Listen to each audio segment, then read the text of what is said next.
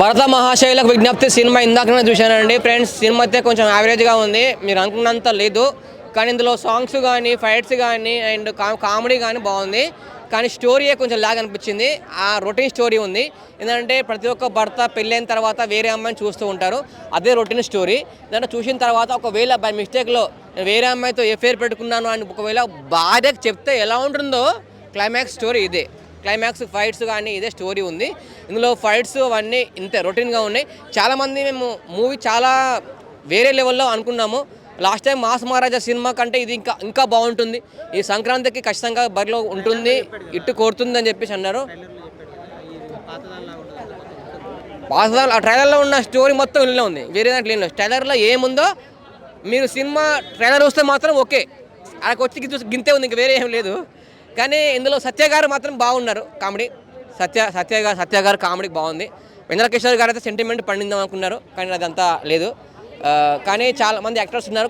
ఎవరు సునీల్ గారు కూడా కొంచెం సెంటిమెంట్ ఉన్నారు, అంతా ఏం లేదు. వెంకటకిషోర్ గారు మాత్రం కానీ కరెక్ట్ వాడుకోలేదు.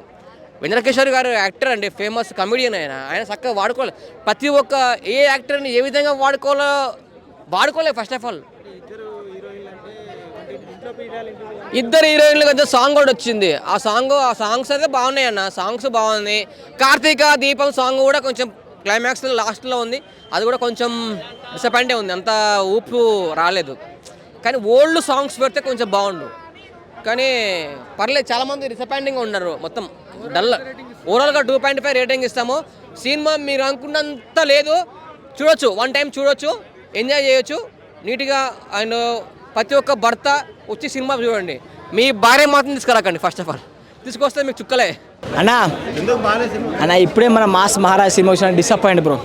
నేను ఏదో ఎక్స్పెక్టేషన్ వచ్చిన బ్రో, ఆ టీజరు ఆ సాంగ్స్ ఏదో హైప్ ఉండే బ్రో. అన్న డింపుల్ ఉన్న మింపుల్ ఉన్న సినిమాలో స్టోరీలోకి ఏం చేస్తుంది అని ఆమె పాపం, ఆమె ఏం చేస్తుంది బ్రో.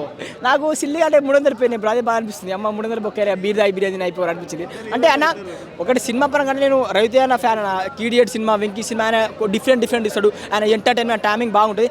ఆయనకు సినిమాకి వచ్చిన భయ్యా, సినిమా చూసిన భయ్యా ఫస్ట్ హాఫ్ ఓకే, ఎంటర్టైన్మెంట్గా అల్లరల్లిగా లవరు అండ్ భార్య ఓకే, ఆఫీస్ ఉంటే అల్లరల్లి ఆ టైమింగ్ అది చాలా బాగుంది అన్న. సెకండ్ హాఫ్ వచ్చి ల్యాగ్ చేసి పడేసిండు. అరే ఆయన ఏగో ఆ డైరెక్టర్ గారు ఆ కామెడీ ఎందుకు తీసినా అర్థం కాలే, ఆ టైమింగ్ ఎందుకు పెట్టినా అర్థం కాలే. అరే కావాలని మరి ఇది అసలు తిరుమల కిషోర్ గారి సినిమానో ఏందో నాకు అర్థం కాలే. పైన సినిమా ఎట్లుండే, ఈ సినిమా ఎట్లుంది అంటే రవితేజని చాలా డిఫరెంట్ సినిమాలు చూసింది బ్రో. రవితేజని కావాలని ఇట్లా తీపిస్తూనేమో అర్థం కానా. ప్రతి సినిమాలో ఆయన హార్డ్ వర్క్ బాగా చేస్తారు బ్రో, కానీ డైరెక్టర్లు ఇలా ఎందుకు చేస్తున్నారు మరి. స్టోరీ మరి ఎవరు వింటారు నాకు అర్థమైతే. రవితేజ స్టోరీ అయితే కాదన్న ఇది. అరే మరి అన్న అనవసరమైన కామెడీ పెడతాడు అన్న. అరే కావాల్సిన కామెడీ పెడతాడు. 2 గంటల సినిమా లాగ్ అనిపిస్తుంది బ్రో. అరే నిన్న 2.5 సినిమా గంటల బాస్ సినిమా వచ్చిన బోర్ కొట్టలే అంటే ఎందుకు ఇలా. రవితేజ నీకు దండం పెడతానా, స్టోరీ ఎంచుకునే ముందు చూసుకొని ఎంచుకో అన్న. ఇద్దరు హీరోయిన్లు పెట్టిన సాంగ్ బాగున్నాయి సినిమాలో భయ. సాంగ్స్ ఇద్దరు హీరోయిన్లు, మన రవితేజ టైమింగ్ అల్లరల్లరి ఆ చేష్టలు అవి సాంగ్ ఆ టైమింగ్ బాగుంది. కానీ స్టోరీ పరంగా మిస్ అయింది బ్రో. ఆ స్టోరీ పరంగా లేద్ అనిపించింది. అంటే ఎందుకు తీసినట్టే పండుగ వస్తుంది కదా, ఏదో డైరెక్టర్ తొందరపడి తీసినట్టు, అంటే స్క్రిప్ట్ చూసుకెళ్ళి తొందరపడి తీసినట్టు అనిపించింది. అంటే ఏ జనాలకి ఏది పెడితే చూడరు కానా, పైసలు పెట్టి సినిమాకి వస్తారన్నా. ఈయన ఏ సినిమా తీస్తే ఆ రాడు సినిమా చూడరు కానా. కామెడీ అన్న సునీల్ గారు సత్య వాళ్ళని వాడుకునే విధానం కూడా తెలియదు బ్రో. అట్లా పెట్టేసి అంటే కామెడీ మనం ఎక్స్పెక్ట్ అదేనా అంటే ఎక్స్పెక్ట్ చేయని కామెడీ, అవసరం లేని ఫన్ను అది పెట్టింది భయ. అంటే ఇలా సినిమా తీస్తే మరీ ఇట్లా ఫన్గా సినిమా తీస్తే హిట్ కాదు భయ. రొట్టా స్టోరీ బ్రో. అది చాలా బాగా అనిపించింది. ఓకే ఫన్ ఎంటర్టైన్మెంట్ ఓకే పర్లేదు అనిపించింది. ఇక్కడ ల్యాగ్ లేదు. ఫస్ట్ హాఫ్ అయితే చాలా బాగా అనిపించింది. సెకండ్ హాఫ్ ఓకే అనిపించింది, కొంచెం ల్యాగ్ అయింది.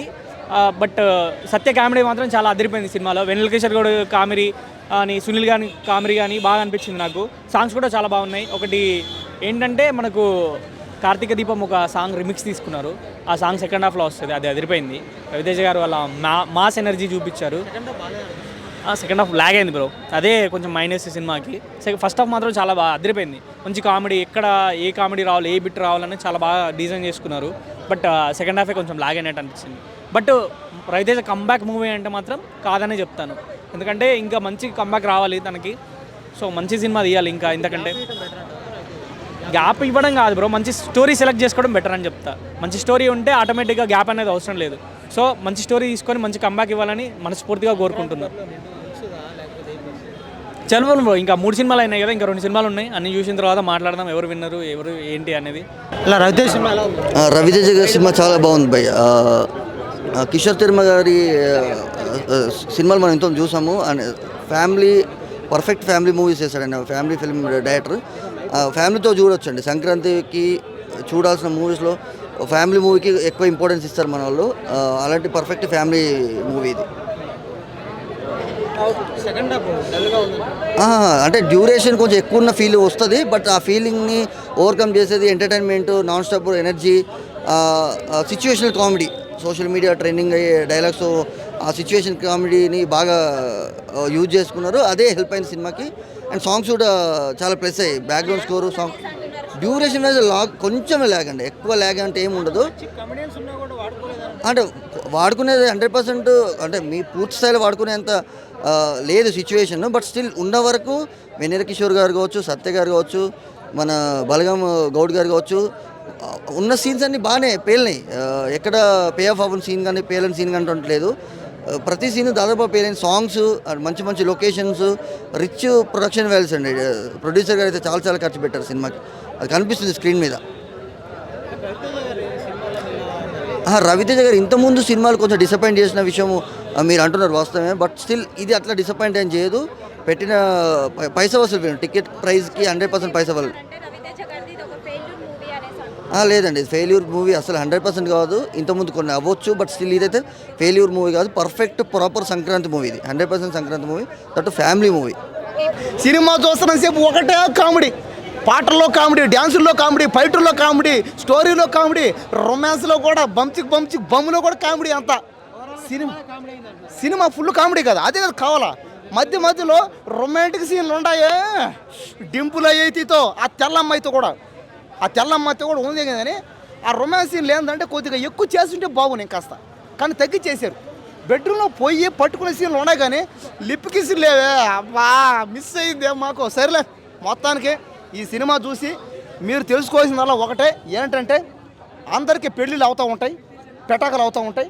పెళ్ళైన తర్వాత ఎవరైనా నాలంటోడు కాకుండా ఎవరైనా మీలాగా అందమైన వాళ్ళు ఎవరన్నా పక్క దేశం పోవడం, పక్క రాష్ట్రం పోవడం, పక్క ఊళ్ళకి పోవడం, పోయి ఆడ ఎవరితో అయినా జమ్ అవుతుంది ఆ అమ్మాయిలతో.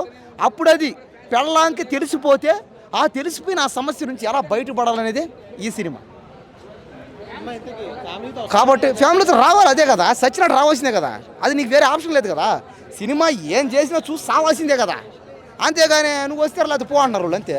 కాబట్టి సినిమాకైతే నేను వస్తా, సిగ్గు లజ్జ లేకుండా చూసేవాడిని నేనే. సినిమా అంటేనే అంతే, సిగ్గు లజ్జ నీతి నిజాయితీ మానం మర్యాద ఏది లేనిదే ఈ సినిమా.